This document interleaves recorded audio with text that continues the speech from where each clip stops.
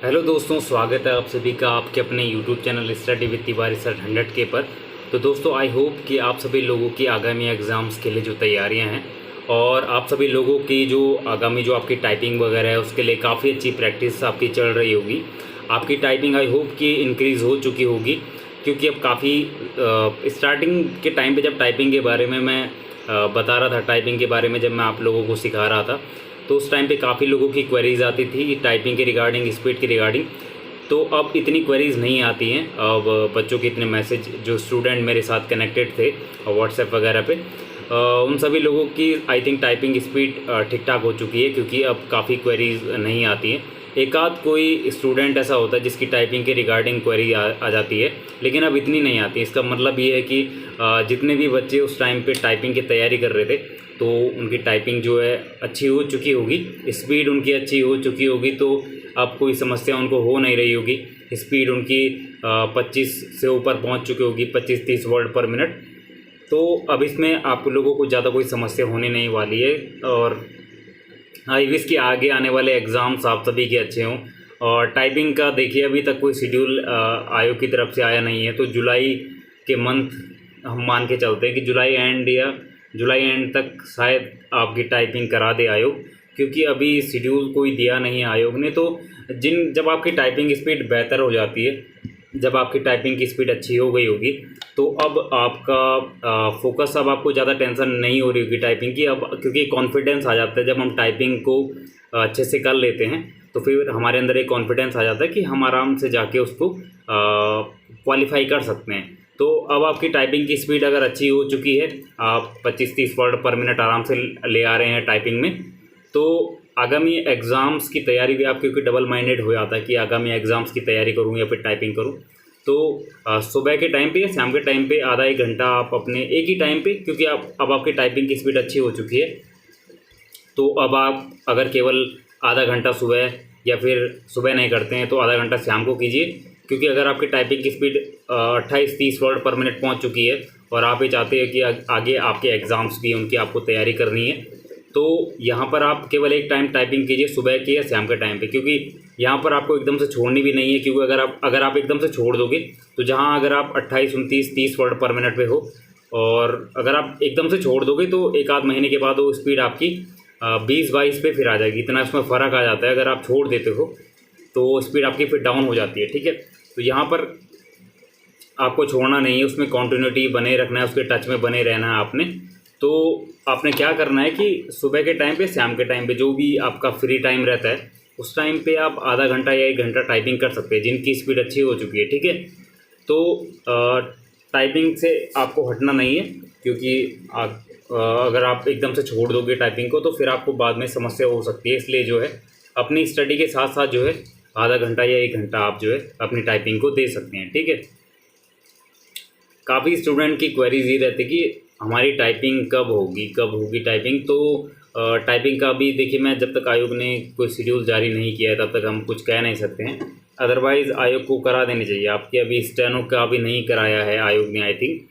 तो थोड़ा सा इंतज़ार आपको करना होगा, क्योंकि आपने देखा होगा कि वैकेंसीज़ को पूरी कराने में, मतलब आपके रिटर्न टेस्ट से लेके आपकी जॉइनिंग तक जो है, लगभग आयोग आपका 1 साल 1.5 साल लगभग खींच देता है उसमें। तो टाइपिंग का थोड़ा सा आपको वेट करना पड़ सकता है। जून का महीना तो चल ही रहा है, जुलाई एंड तक या जुलाई अगस्त तक एक आपका हो सकता है टाइपिंग का।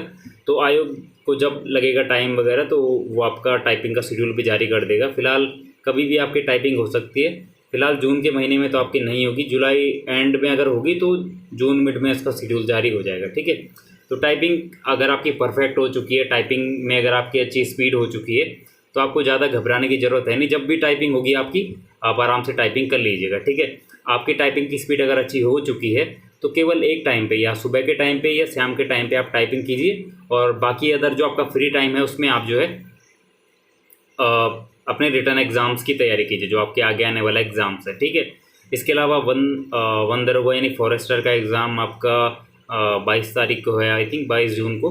तो उसके रिगार्डिंग जो हम PDF प्रोवाइड करवा रहे हैं, काफ़ी बच्चों के मैसेजेस आते हैं उसके लिए। तो जिनको PDF प्रोवाइड नहीं करवा पाया मैं, या फिर जिनके मैसेजेस मैं नहीं देख पाया, वो एक बार मुझे फिर से मैसेज कर लेना व्हाट्सएप पे। मैं इस बार आपको कन्फर्मली वो PDF अवेलेबल करा दूंगा, ठीक है। अगर आपका मैसेज आपने किया होगा, उस पर रिप्लाई नहीं मिला होगा, तो एक बार आप फिर से जो है मुझे मैसेज कर लेना, मैं देख लूँगा आपका मैसेज। तो मैं इस बार आपको वो PDF दे दूँगा अगर आपको MCQ प्रैक्टिस सेट के लिए चाहिए होगा, ठीक है। तो ये तो था फॉरेस्टर की रिगार्डिंग। और आपने जो भी बेसिक्स वगैरह पढ़ा होगा NCERT वगैरह का, साइंस, आपका जो साइंस का मटेरियल होता है, कुछ आपने अदर सोर्सेज से कलेक्ट किया होगा, कुछ आपने वन लाइनर के फैक्ट्स पढ़े होंगे। तो जहाँ जहाँ से आपने डाटा कलेक्ट किया है अपने एग्ज़ाम के लिए, तो उसको रिवाइज़ कीजिए, उसको अच्छे से प्रिपेयर कीजिए। आपके पास जितना भी टाइम बचा हुआ है एक्स्ट्रा आपको नहीं पढ़ के जाना है। जो आपने नोट्स बनाए होंगे, जितना भी आपने स्टडी मटेरियल इकट्ठा किया होगा, जो आपने पिछले दफ़ा भी पढ़ा होगा, तो उसको आप अच्छे से रिवाइज कीजिए और MCQs के प्रैक्टिस सेट्स आप लगाइए आपके एग्ज़ाम्स के लिए, वो ही आपको बेनिफिट देंगे, ठीक है। तो आप सभी लोगों के लिए ऑल द बेस्ट, जिनका भी एग्ज़ाम 22 तारीख के लिए है। करीबन आपके पास 2 हफ्ते या 2.5 हफ्ते बचे होंगे, तो अच्छे से रिवीजन कीजिए उस चीज़ का, और आई होप कि आपको सक्सेस मिले और आपका एक ब्राइट फ्यूचर हो, ठीक है। और टाइपिंग का मेन, आपकी जो टाइपिंग है, तो टाइपिंग के रिगार्डिंग अगर किसी की कोई क्वेरी होती है तो वो मुझे पर्सनली मैसेज कर सकता है।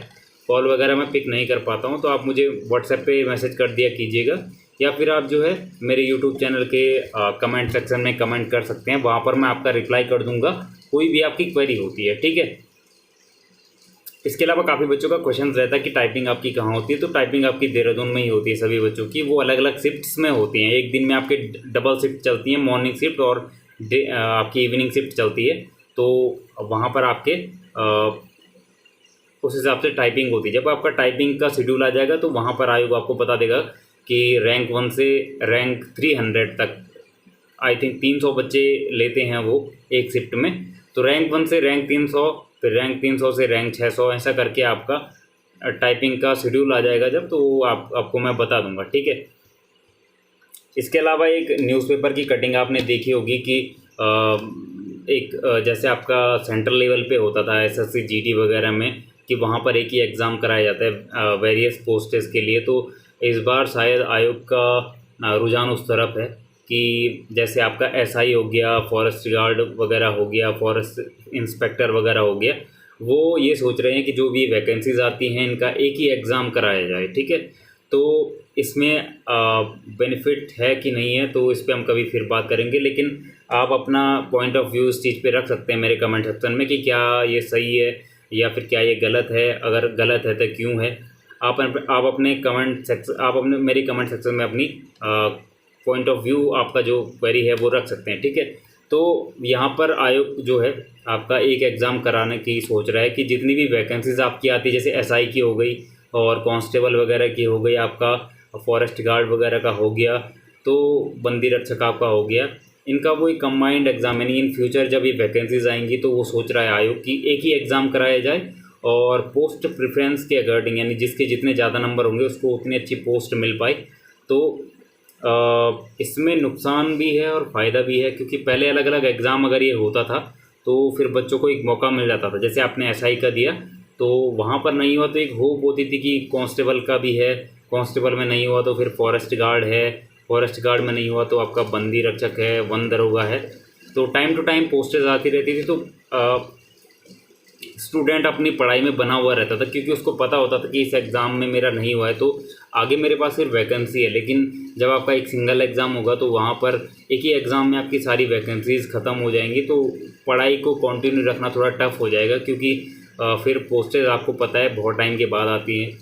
तो अगर ये चीज़ होती है तो अभी फ़िलहाल तो नहीं होगी, लेकिन इन फ्यूचर में या फिर नेक्स्ट ईयर से इसको स्टार्ट कर सकते हैं। अगर इस पर सैंक्शन अगर ये हो जाता है आयोग की तरफ से कि हम इस पैटर्न को फॉलो करेंगे, तो नेक्स्ट टाइम से हो सकता है। अभी आपकी जो वैकेंसीज़ हैं उसमें तो अभी प्रेजेंट टाइम का पैटर्न ही फॉलो होगा, लेकिन इन फ्यूचर इन आगे के केस में आयोग सोच रहा होगा, आयोग का थोड़ा ये फ़ायदा हो जाएगा। आयोग का इसमें फ़ायदा ये है, एक तो उनका इसमें पैसे की बचत, यानी हर बार एग्ज़ाम नहीं कराना पड़ेगा, तो फिर उनका जो मनी है वो इतना कॉस्टली नहीं रहेगा, ठीक है। क्योंकि इतने सारे एग्ज़ाम कराने की जगह अगर एक ही एग्ज़ाम हो जाता है तो एक ही बार सेंटर्स की बुकिंग करनी होगी, एक ही बार उनका पैसा लगेगा, एक ही बार उनको पेपर छापना पड़ेगा। तो आयोग के पॉइंट ऑफ व्यू से तो इसमें बहुत फ़ायदे हैं, लेकिन स्टूडेंट के पॉइंट पॉइंट ऑफ व्यू से इसमें थोड़ा सा नुकसान भी है स्टूडेंट का कि एक ही टाइम पे अगर वैकेंसीज ख़त्म हो जाती है तो फिर आगे आपको एग्ज़ाम नहीं दिखते, तो फिर पढ़ने का एक मोटिवेशन ख़त्म सा हो जाता है। तो थोड़ा सा स्टूडेंट के फेवर में तो मुझे लग नहीं रहा है। आप अपनी राय इस पे दे सकते हैं, इस पर हम फिर कभी बात करेंगे आगे आने वाले टाइम पे, ठीक है। तो कंप्यूटर का प्रैक्टिकल का पेपर ये मैं आपको नेक्स्ट वीक यानी सेकेंड सैटरडे या संडे को मैं एक डेमो वीडियो डाल सकता हूँ। अभी फ़िलहाल समय की समस्या है जिससे मैं कंप्यूटर प्रैक्टिकल का एग्ज़ाम का आपको बता नहीं पाया कि किस तरीके से वो होता है। काफ़ी बच्चों की उसकी डिमांड है, और अगर वो एग्ज़ाम होता है तो मैं सिर्फ आपको एक गाइडेंस दूंगा, एक तरीका बताऊंगा कि इस तरीके से होता है। अगर वहाँ टाइपिंग के बाद अगर उस एग्ज़ाम को कराते हैं ताकि आपके लिए एक प्रैक्टिस बना रहे, तो इस आगे आने वाला जो वीक है उसमें मैं एक बताऊँगा आपको, सेकेंड सैटरडे को या संडे को मैं बता दूंगा कि किस तरीके से वो पेपर आता है, किस तरीके से आपको उसको कंप्यूटर पर प्रैक्टिकली करना होता है, ठीक है। तो ये तो थी आपकी टाइपिंग के रिगार्डिंग और आपका हिंदी टाइपिंग के बारे में डिस्कस। हिंदी टाइपिंग की PDF भी मैं प्रोवाइड करा रहा हूँ, उसकी कॉस्ट हमने बहुत कम रखी है, 10 रुपीज़। वो काफ़ी बच्चों ने स्टार्टिंग में भी बाई किया था और अभी भी काफ़ी बच्चे उसको बाई करते हैं। तो हिंदी टाइपिंग के उसमें पैराग्राफ्स हैं, उसमें आपको टाइपिंग किस तरीके से करनी है उसका तरीका बताया गया है। तो वो अगर आप परचेज़ करना चाहते हैं तो मुझे कमेंट बॉक्स में कमेंट आप कर सकते हैं, या फिर मेरा व्हाट्सअप नंबर है डिस्क्रिप्शन में, वहाँ मुझे मैसेज कर सकते हैं, या फिर मेरे इंस्टाग्राम चैनल का लिंक है वहाँ आप मुझे फॉलो कर सकते हैं और वहाँ भी आप मुझे मैसेज कर सकते हैं। डिस्क्रिप्शन में अगर जब आप जाएंगे तो वहाँ पर मेरे इंस्टाग्राम का लिंक भी होगा, आप मेरे साथ इंस्टाग्राम पे भी जुड़ सकते हैं, वहाँ भी मैं आपकी क्वेरीज़ का रिप्लाई करूँगा, ठीक है। तो टाइपिंग के रिगार्डिंग अगर आपकी कोई क्वेरी होती है तो फिर आप मुझे बता दीजिएगा कि जो भी आपकी क्वेरीज़ है टाइपिंग के रिगार्डिंग वो किस तरीके की वो क्वेरी है, मैं उस पर ज़रूर अपना सॉल्यूशन जो दे सकता हूँ अपनी तरफ से वो मैं आपको दूंगा, ठीक है। और टाइपिंग में आप बने रहिएगा। स्पेशली मैंने थोड़ा सा काफ़ी टाइम से वीडियो नहीं बनाया था, तो मैंने सोचा एक टाइपिंग के रिगार्डिंग आपके साथ डिस्कस किया जाए। तो आप लोग जो है अपनी टाइपिंग कीजिए, आपके जो आने वाले आपके आगामी एग्ज़ाम्स हैं उनकी तैयारी कीजिए, रात को बैठिए पढ़िए, सुबह उठिए पढ़िए, अपना एक शेड्यूल बनाइए, और आई होप कि आपको सक्सेस मिले आगे आने वाले एग्ज़ाम्स के लिए, ठीक है। क्योंकि आपको पता है कंपटीशन काफ़ी टफ है, और कैटेगरीज़ में जब आपका रिजर्वेशन डिवाइड होता है तो फिर कुछ कैटेगरीज़ के लिए थोड़ा टफ पड़ जाता है। तो इसलिए मेहनत करते रहिए, और आई होप कि आपको आगे आने वाले टाइम पे ज़रूर सक्सेस मिलेगी, ठीक है। तो अगर आपकी कोई क्वेरी होती है तो आप मुझे मेरे कमेंट बॉक्स में कमेंट करके अपनी क्वेरी मुझे बता दीजिएगा, और व्हाट्सएप का नंबर भी मैंने दिया हुआ है डिस्क्रिप्शन में, वहाँ आप मुझे मैसेज कर सकते हैं। इवनिंग के टाइम पे आपको रिप्लाई मिल जाएगा, जब मैं फ्री रहता हूँ तो मैं रिप्लाई कर देता हूँ। तो चलिए दोस्तों, आज की वीडियो में इतना ही, फिर आपको बहुत जल्द मिलते हैं नेक्स्ट वीडियो में। और नेक्स्ट वीडियो में हम डिस्कस करेंगे आपका कंप्यूटर प्रैक्टिकल का एग्ज़ाम के किस तरीके से वो आता है, और कोई क्वेरी आपकी होगी तो उसको भी मैं डिस्कस कर लूँगा, ठीक है। इसके अलावा तो कोई क्वेश्चन मेरे मन में नहीं आ रहा है अभी। हाँ, एक थोड़ा सा एक क्वेश्चन था कि जैसे राज्य आंदोलनकारी आश्रित प्रमाण पत्र कैसे बनते हैं, उसमें मैंने एक वीडियो बनाया हुआ है, हालांकि एक और डिटेल वीडियो मैं उस पर बनाऊँगा। आश्रित प्रमाण पत्र का मतलब ये होता है जैसे आपके पिता राज्य आंदोलनकारी थे तो जो उनके बेनिफिशियरी होंगे, मतलब जैसे आपके पिता हो गए वो राज्य आंदोलनकारी थे, उनको एक परिचय पत्र मिला होगा। तो अगर आप 2-3 भाई बहन हैं तो आपको भी अलग से वो राज्य आंदोलनकारी प्रमाण पत्र बनाना होगा, ठीक है। काफ़ी बच्चे सोचते हैं कि हमारे पिता का है राज्य आंदोलनकारी प्रमाण पत्र, तो क्या वही हमारी वैकेंसी में चल जाएगा? तो बिल्कुल आप ऐसा मत सोचिएगा, वो आपका वैकेंसीज में नहीं चलेगा। आपके पिता अपने प्रमाण पत्र के आधार पर आप लोगों के लिए आवेदन कर सकते हैं, फिर आप सभी लोगों का अलग अलग प्रमाण पत्र बनेगा, जितने भी आप उनके पुत्र पुत्री होंगे, ठीक है। तो वो किस तरीके से बनाना है वो मैंने बताया रखा अपने यूट्यूब चैनल पर। तो चलिए दोस्तों, वीडियो काफ़ी लंबा हो चुका है, अभी रात के बज चुके हैं 12:30। तो जल्दी मिलते हैं आपको नेक्स्ट वीडियो में, तब तक के लिए बाय बाय, धन्यवाद, गुड नाइट, शुभ रात्रि। और आई होप कि आपको सक्सेस मिले। आप जितनी मेहनत कर रहे हैं, जितने डेडिकेशन होकर आप मेहनत कर रहे हैं, तो कहीं ना कहीं आप सभी लोगों का सिलेक्शन ज़रूर हो जाए।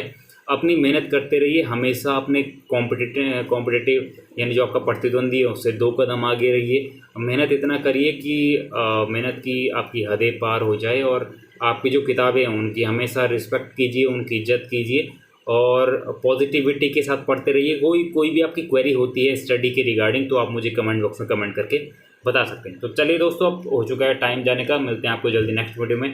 तब तक के लिए बाय बाय, धन्यवाद, गुड नाइट, टेक केयर, शुभ रात्रि।